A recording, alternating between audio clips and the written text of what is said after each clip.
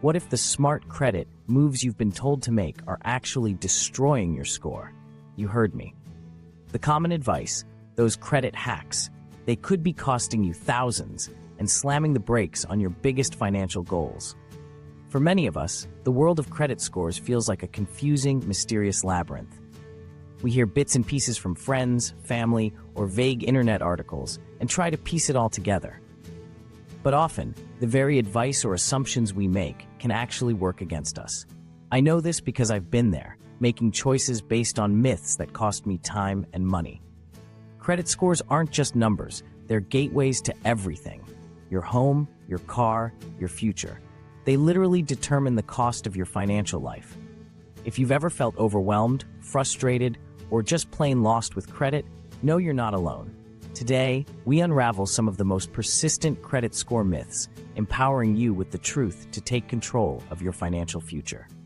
Myth number 1, closing old credit cards will help your score. This is a really common one, and it sounds logical, right? Less credit, less temptation, maybe it looks cleaner. But in reality, closing an old credit card can often lower your score, and sometimes significantly. Here's what most people miss. There are 2 main reasons for this. First, the age of your credit accounts is a factor in your score, accounting for about 15% of your FICO score. Your credit report looks at the average age of all your accounts and the age of your oldest account.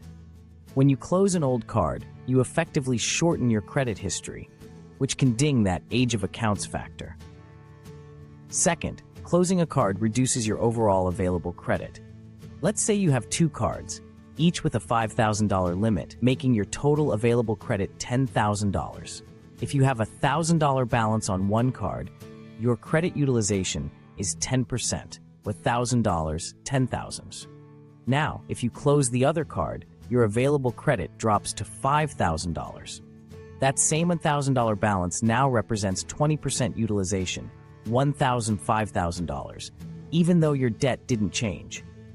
Credit utilization, which is the amount of credit you're using compared to your total available credit, is a massive factor, typically making up 30% of your score. It's recommended to keep your utilization below 30%, and ideally even lower, like under 10%. So if you have an old card with no annual fee, even if you rarely use it, it's often best to keep it open to help maintain a long credit history and healthy utilization. Closing an old credit card can often lower your credit score. Why? Because 2 key factors are affected: the age of your credit history and your overall credit utilization. Your credit score likes to see long-standing accounts, and closing an old one shortens that history. Plus, by reducing your total available credit, even if your debt stays the same, your utilization percentage, the amount of credit you're using versus what you have, goes up. Keep those old, no-fee accounts open, even if you only use them for a small occasional purchase to keep them active. Myth number 2, carrying a balance on your credit card helps your score. This is a persistent and costly myth.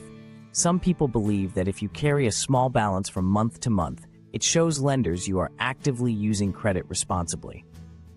This next part surprised me when I first learned it. This is absolutely false. It only helps the credit card companies by charging you interest.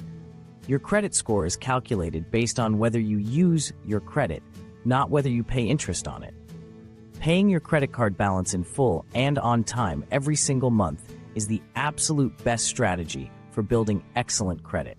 When you pay your statement balance in full, you avoid interest charges, save money, and still demonstrate responsible credit usage to the credit bureaus. They see that you're managing your debt effectively and not overextending yourself. The ideal scenario for your credit score is to keep your credit utilization low, ideally under 10% of your total available credit, and then pay that balance in full. Don't pay a penny in interest chasing this myth. Myth number 3, checking your own credit score report hurts your score. Will checking my credit hurt my score? This is a common worry, and it feels like you're poking a sleeping bear. But here's the truth. Checking your own credit score or report, often called a soft inquiry, does not impact your credit score. You can check your score daily if you want, through services like Credit Karma, your bank's app, or even some credit card companies. These are for your information only. What does affect your score is a hard inquiry. That's when a lender checks your credit when you apply for new credit, like a mortgage, car loan, or a new credit card. A hard inquiry can cause a small, temporary dip of a few points, typically for a few months. So please, empower yourself by regularly checking your credit report from all three major bureaus, Equifax, Experian, TransUnion, at annualcreditreport.com. It's free once a year from each bureau, and it's the best way to catch errors or signs of identity theft. I remember early in my financial journey, I was so afraid to check my score because of this myth.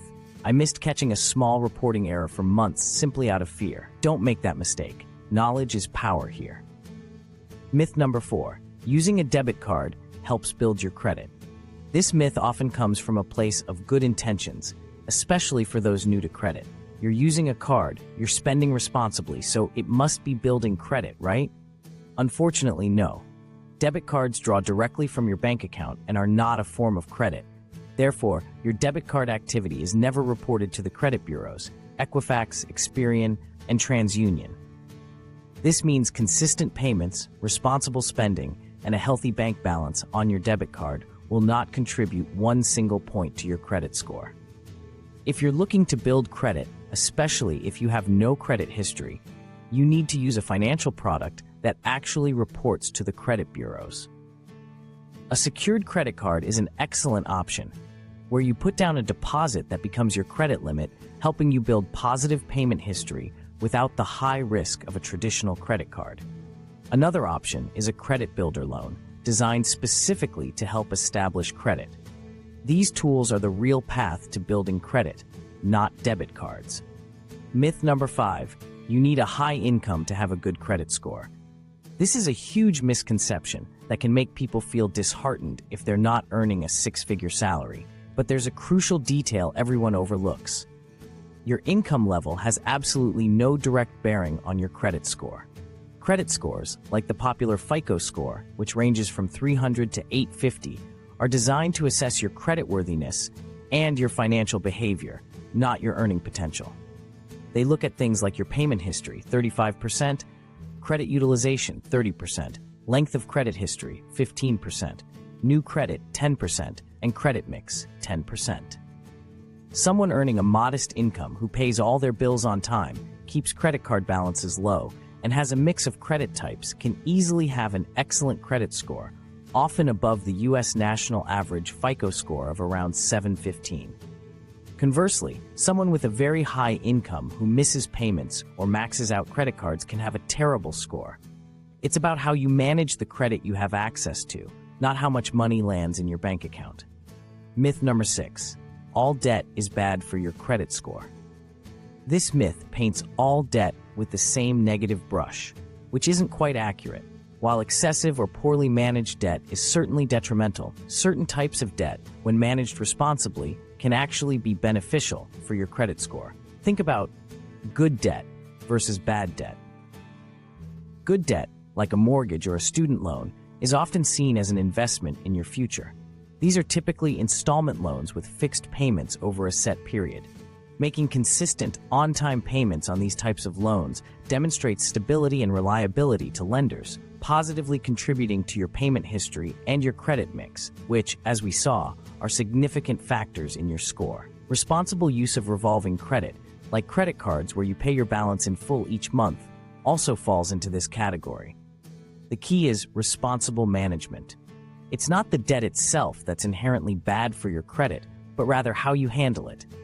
Missing payments, carrying high balances, or accumulating too much high-interest debt is what truly harms your score.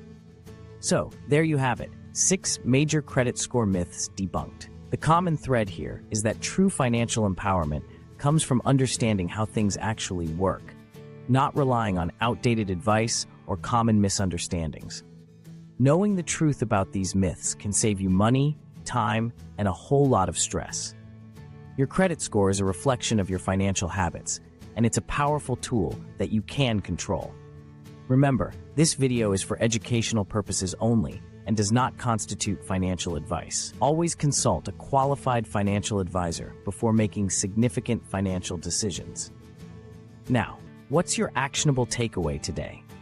I want you to go to annualcreditreport.com and request your free credit report from at least one of the 3 major bureaus. Examine it closely for any errors or accounts you don't recognize. This simple step can put you firmly in the driver's seat of your financial health.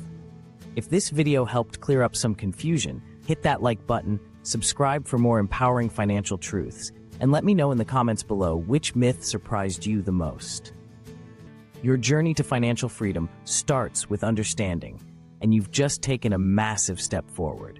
Keep learning, keep growing, and keep shining. I'll see you next time.